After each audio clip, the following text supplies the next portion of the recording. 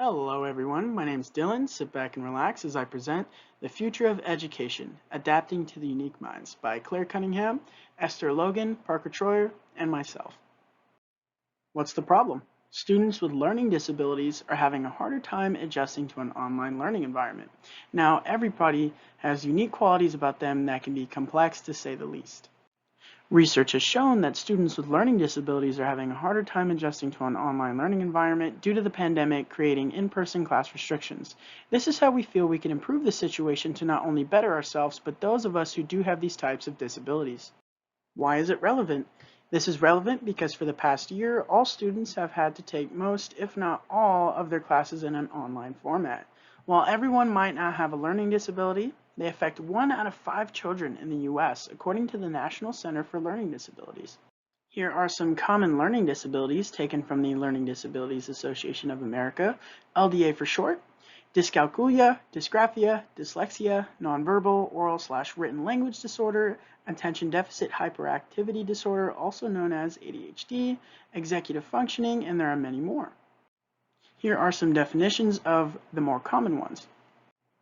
Dyscalculia, a specific learning disability that affects a person's ability to understand numbers and learn math facts. Dyslexia, a specific learning disability that affects reading and related language-based processing skills. Attention deficit hyperactivity disorder, a disorder that includes difficulty staying focused and paying attention, controlling behavior, and hyperactivity. So in this slide, we have a screenshot of Temple Grandin's Educating Different Kinds of Minds TED Talk speech with CSU.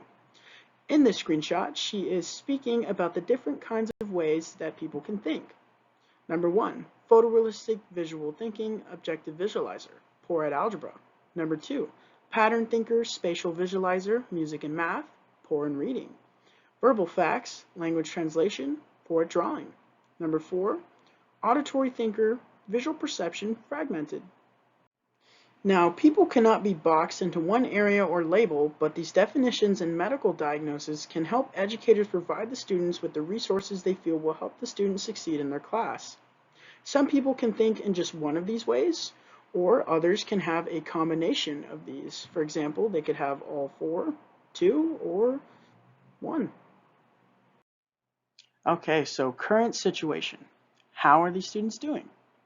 Online learning tends to fall heavily on reading articles or watching videos with no hands-on learning experience, which can be detrimental to people's learning. Now, the NJCLD, standing for the National Joint Community on Learning Disabilities, has 7 ways right here that they are helping these students. So the first one is maintaining high expectations for student achievement. The second one is providing students and educators equitable access to technology and online instruction, ensuring ongoing legal rights and protection, continue ongoing support for educators, enhance communication between school personnel and students' families, increase funding for school improvement and research, and prioritize the needs of students exiting high school and those transitioning to or enrolled in post-secondary education. ASU has a program also called the Student Accessibility and Inclusive Learning Services, which helps students get the accommodations they need to be successful throughout college, which is pretty great that this program exists because things can always be improved upon. How might we solve this problem? Start offering tests to be auditory or hands-on when back in person. That way it allows the students to display their knowledge of what was learned in a way that could benefit their needs. Now, a quote here from Temple Grandin, the person that we interviewed: schools need to be keeping these classes: art, sewing, musical instruments, woodworking, theater, welding, and auto shop. Maintain school/parent/student interactive plans like 504 plans at sales.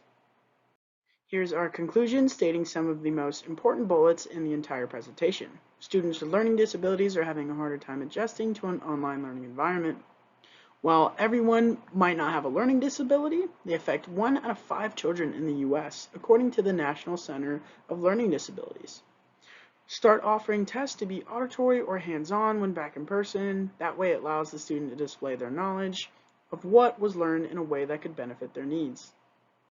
And here are our references. Thank you, everybody, and have a great day.